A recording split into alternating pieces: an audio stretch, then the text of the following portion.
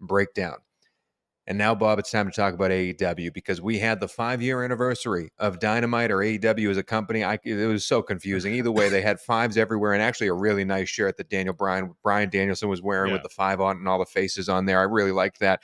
And we had a pretty fun Dynamite. It went a half hour over on the overrun. We had 2 matches that we burned early. Did not really build a lot to the Okada match in particular. And we can talk about the individual stuff that happened on Dynamite and how we're building towards Wrestle Dream. Next week, we're going to talk all about Wrestle Dream and preview that show. But instead, we wanted to take this moment right now to sort of recap or go over the last 5 years, take a bird's eye view of the last 5 years of AEW and pinpoint the 5 best moments or biggest moments from AEW, the 5 most memorable things that happened in the 5 years of Tony Khan's wrestling promotion. And then at the end, we're going to talk about the next 5 years with this new TV deal that came in place. But Bob, the ball is in your court. If you had one moment to pick, my friend, what tops the top 5 moments of AEW's tenure? Well, and don't you dare say the brawl for Paul with CM Punk and Jack Perry. Oh, no. I mean, if it was a top moment, that would be a low light. That would be one of the worst moments. The CM Punk's debut is on my list of top 5. Like, that was, for me personally, that was one of my favorite. But I really liked the Danielson and Omega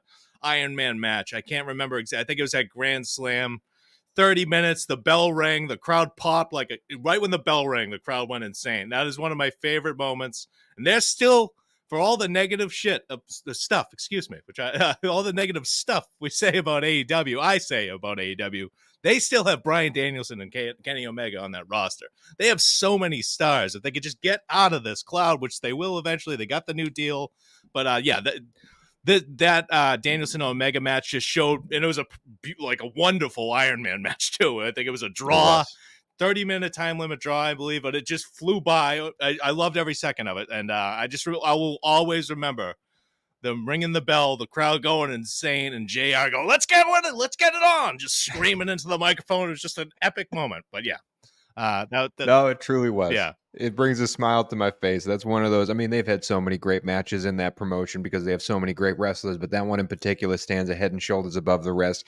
I'm right there with you. And speaking of getting out of that fog, man, I was thinking as I was watching this past Dynamite, and I'll take the next memorable moment, number 2 here. But I was thinking about how Kenny Omega, he's been social online more, talking about matches and stuff like that. It seems to me that he is close to returning. And as well, we heard that Adam Cole is supposedly cleared to return and on the way to return. And then right after that, we should be getting Adam Copeland back whenever that 50-year-old man can heal those legs that he broke jumping off of the cage. But just those 3 names alone, AEW has somehow survived that absolute valley of all of these guys getting injured at the same time. MJF was off, just all these huge names that were not able to wrestle for them. And now we're seemingly at the end of that when all these guys can finally come back. And oh my goodness, this roster could absolutely shoot to the moon once more, like we all expected it to do, as long as, hand up, everyone stays healthy. But my number 2 moment has to do with the man you just mentioned and the man I just mentioned, the double debut at the end of the pay-per-view with Adam Cole coming out first with an excellent new song and a surprise at the time because he was just on NXT or Raw or whatever he was doing for WWE at the time. Like, he had just wrapped up something with them, and it wasn't the 90-day non-compete that we had to wait through. It was Adam Cole was in AEW. Oh my God, he's right there. Yeah. And then he turns and they start attacking Jungle Boy Jack Perry, and who comes out to make the save?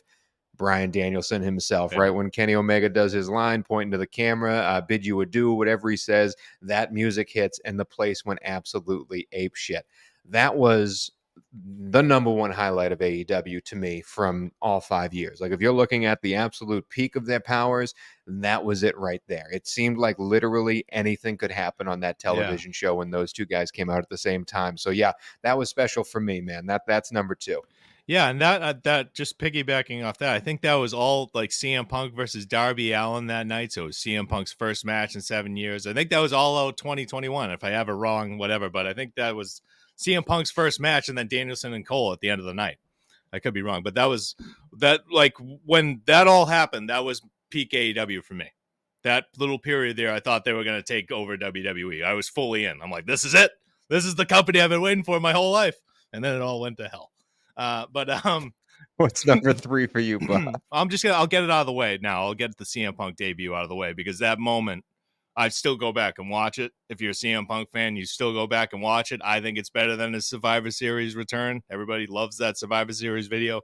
His original comeback, the grown man crying in the crowd, that whole thing, just That grown man was you, Bob. yeah, That grown man was you sitting at home. yeah, that was me. That I was just oh yeah, sitting at home. Yeah, I was wailing. You kidding? I was weeping. I wasn't a single tear. It was just fountains of tears all around me. I was crying, naked, and everything. But it was, but yeah, it was. That moment was something I was waiting for a long time, and they did it right too. They didn't announce it. The Darby Allin, like, even if you think you're the best in the world, sold out the United Center on a rumor. I just thought everything was up from there, man. I just going. That was it. But that was probably my favorite AEW. One of my favorite wrestling moments, just because how much of a fan of CM Punk I am from growing up. And yeah, I really, that return, that pop is one of the biggest pops I've ever heard in my life. Number 4 for me, and I agree with you completely on the CM Punk thing. That was truly special for them. But number 4 for me, this is a match that they hinted to last night on Dynamite. And when I look back on it, no matter all the great matches that they've had, this one, for some reason, I keep thinking about it. It keeps sticking out to me. And it involves two wrestlers that you would never expect to be on this list. But I truly thought that the lights out cage match between Britt Baker and Thunder Rosa Oh wow. was one of the greatest matches in AEW's history. I thought it was, from start to finish, a feud that mattered, a women's division that needed it, champions that were awesome. Thunder Rosa and Britt Baker they were all in that match, and I was seeing stuff that I never expected to see on television before, because at that time WWE was still very, very clean, very, very didn't do that stuff, even with their great wrestlers that they had.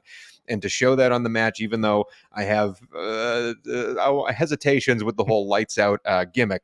Like, if it's a lights out match, don't have entrances. But anyway, that's just me. Oh. I still think that match was effing awesome, and those two gave it their all. And if you have if we were trading tapes back in the day, and it was the best AEW matches over the last 5 years, that match needs to be on there. And because it stuck out that much to me, I know that wasn't on your list. No, it wasn't, but it is. I agree. That was a really good match. It did. That didn't even pop in my mind. I should have thought of that. I haven't thought about Thunder Rosa in so long. I don't know what I happened. know. Yeah, she was great. But another match you probably wouldn't expect me to have is Hangman Well, Page. yeah, this is number 5, Bob. This Yeah, is the number 5 for me is Hangman Page and Kenny Omega versus the Young Bucks at AEW yeah. Revolution. That tag team match. I don't like anybody involved in the match, but like, you don't like CM Punk, but I can respect the talent, and that was a hell of a match. That was one of the best matches AEW has ever put on, in my opinion.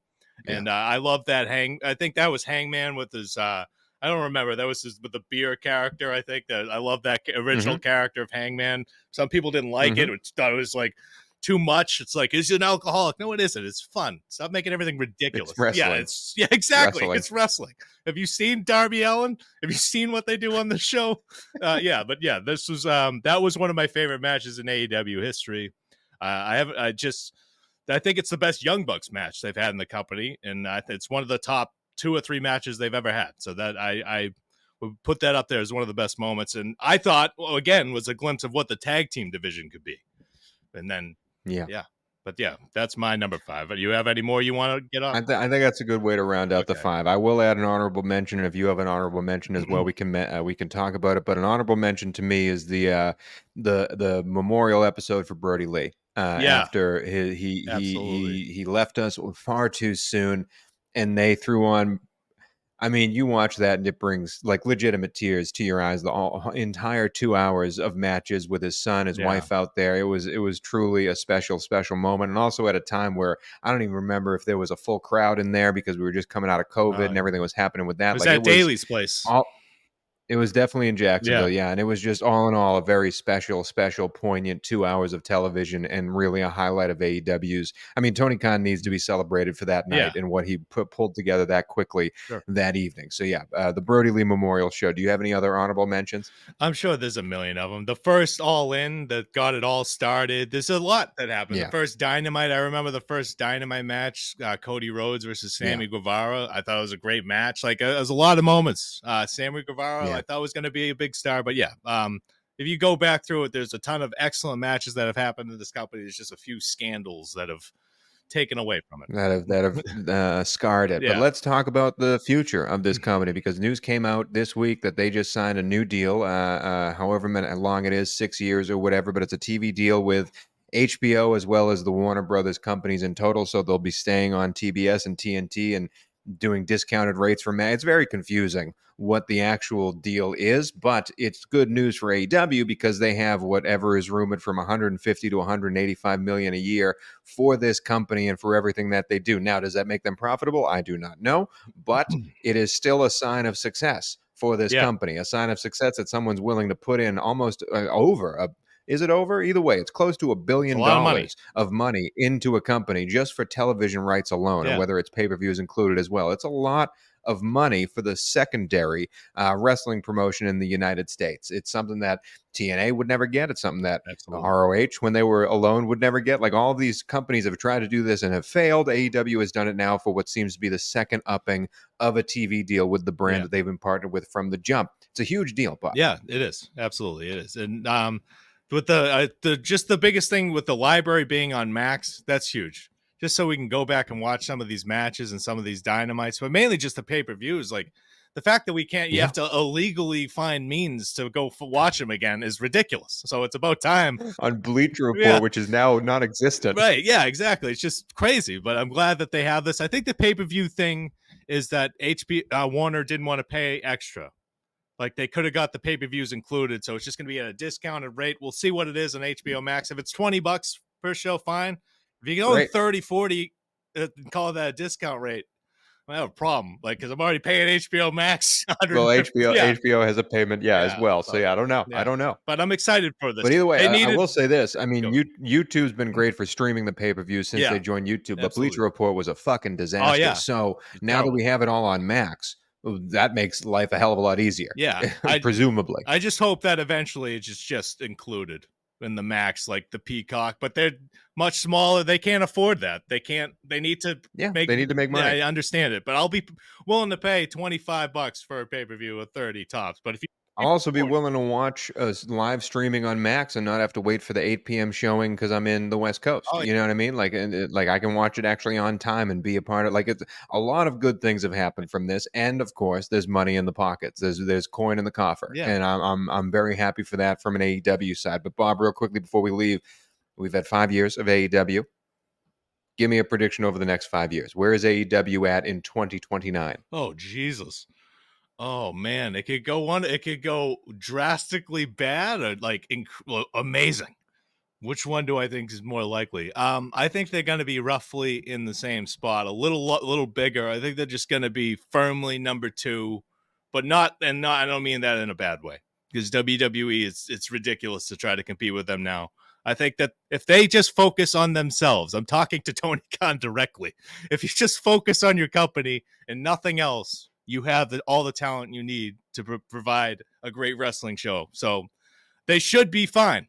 If they get in their own way again, we'll be talking about it on here. So that's my prediction is that it's either going to be where they should be or off a cliff. And that off a cliff is and I know that is a distinct possibility. So we'll see what happens. But I'm hoping for the best for them. Go ahead, sorry. My prediction is, while I don't believe the tribalism is going anywhere in the internet wrestling community, I do believe it.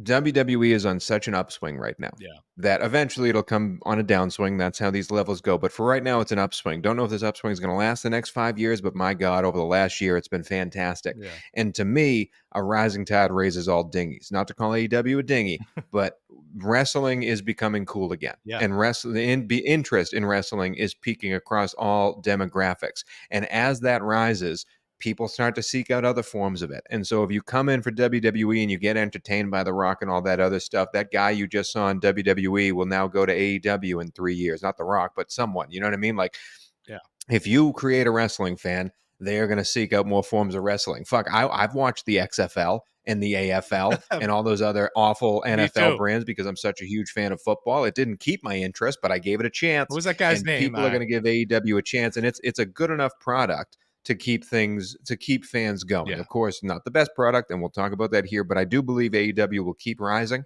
I don't know if they will rise, but I don't think they're going anywhere anytime fast. And that's not something I could necessarily say a year ago. Yeah. I do have faith that this company has seen peaks and valleys and has survived a lot. And I think it's strong enough to continue. And if Yeah. they're finally making money or not losing as much money as they have been, then there's no reason for Khan to stop chasing this dragon. So, yeah, I'm in, man. I'm in. I've always been in, and I think we're going to be here in 5 years. I just would say, I just like get rid of people like Miro. If they're asking for the release, like just let him go. Like you could never make anything work with him. Like if he doesn't like creative, you got to get people. There's enough wrestlers that will work for you who will be excited to work for you in this business.